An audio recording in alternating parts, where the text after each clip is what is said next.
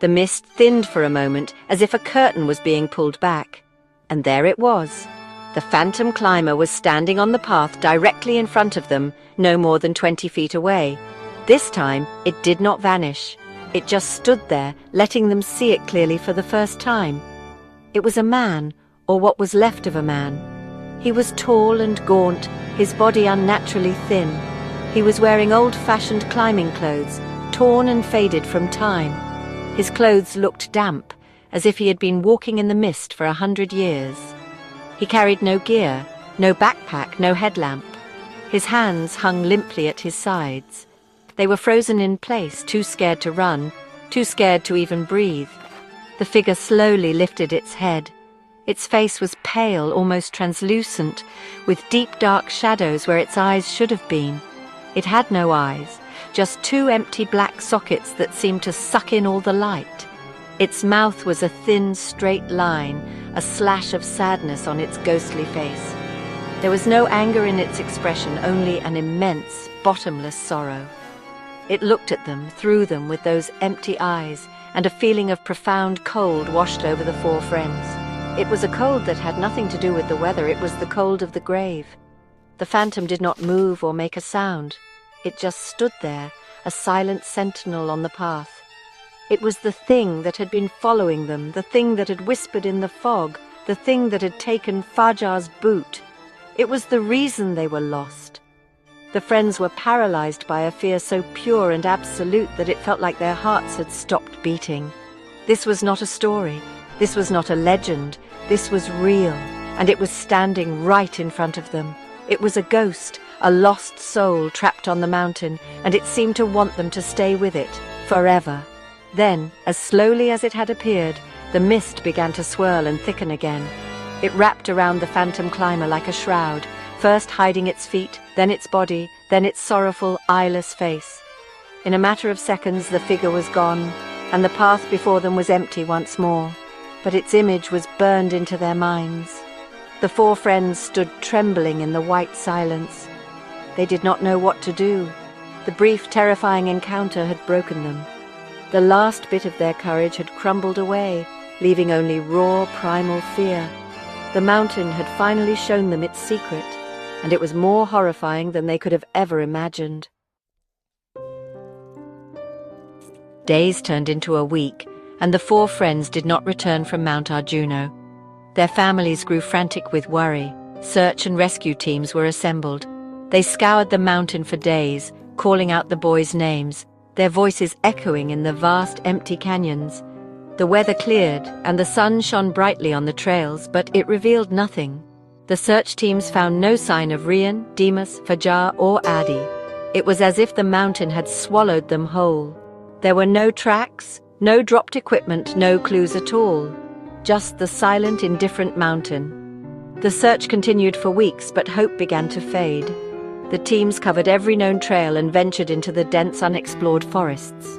One day, a searcher found something unusual near a remote rocky outcrop far from any marked path. It was a single modern hiking boot, half stuck in the mud. It was Fajar's boot. Not far from it, lying on a flat, mossy rock, was Fajar's camera.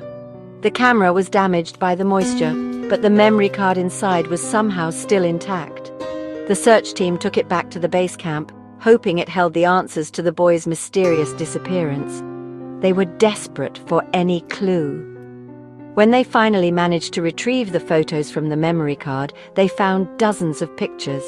There were photos of the boys at the start of the trail, smiling and excited. Then there were blurry, panicked shots of the thick mist. The final photo was the most chilling. It was not taken by Fajar. It was a selfie of all four friends, huddled together, their faces pale with terror, and standing just behind them, a ghostly, translucent figure was visible in the fog. It was the phantom climber, its eyeless face looming over their shoulders. But that was not the only discovery. In a small, forgotten archive in the local village, an old photo from the 1940s was found. It showed 4 young climbers who had disappeared on the mountain during that time. One of them was a tall, thin man with a sad face, the very same face as the phantom climber. The boys were never seen again. Their trail went cold at the spot where the boot and camera were found. No bodies were ever recovered.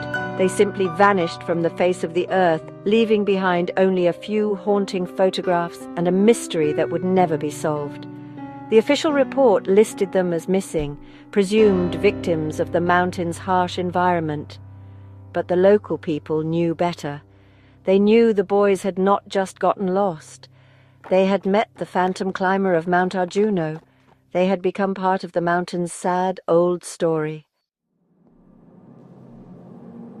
The story of Rian, Dimas, Fajar and Adi became a new chapter in the legend of Mount Arjuno. Their disappearance cemented the tale of the phantom climber in the minds of a new generation. The legend is now told around campfires and in quiet village homes, a cautionary tale for those who wish to challenge the mountain. The phantom is said to be the ghost of a climber who died on the mountain many decades ago, forever lost in the fog, searching for his own lost friends. He is a lonely spirit, and some say he does not mean any harm. He is just trying to find companions in his endless, solitary journey. There are many theories about the phantom's origin. The most common story points to the old photograph from the 1940s. It is believed that the man in that photo is the ghost.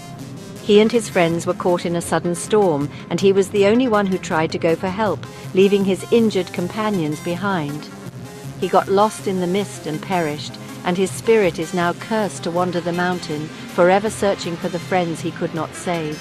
This is why his face is so full of sorrow. He is trapped by his grief and regret, a sad figure walking the same trails over and over again. Another theory suggests the phantom is not a ghost at all, but a guardian spirit of the mountain itself.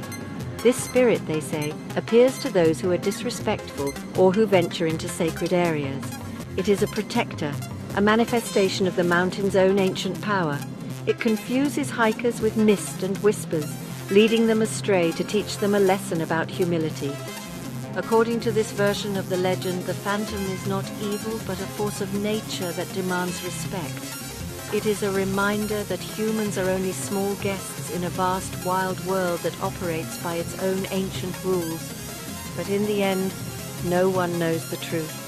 Was the phantom a lonely ghost, a guardian spirit, or just a trick of the light and the mind, a product of fear and exhaustion in the disorienting fog? The story leaves you with questions that have no answers. The truth remains hidden in the swirling mists of Mount Arjuno. The legend of the phantom climber lives on, a chilling reminder that some places hold secrets that are not meant to be understood. And sometimes, when the fog rolls down the slopes, people say you can still see a lone, silent figure walking the trails, forever searching for something it can never find.